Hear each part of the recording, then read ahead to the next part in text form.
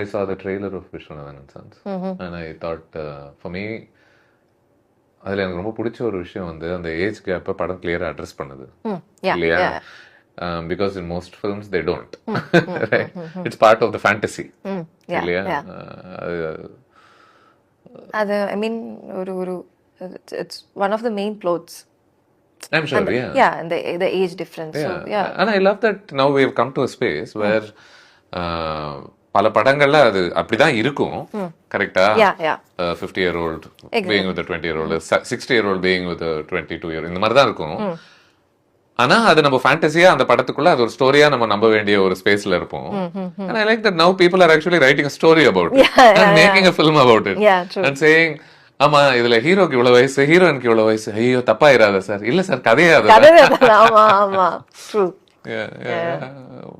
What's your first response to hearing of the story for the first time? What did you think? What did you really like about it? It's fresh, likewise you said, no? So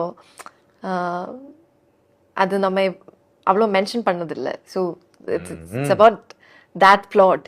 and எனக்கு வந்து story ரொம்ப பிடிச்சிருந்துச்சு. Because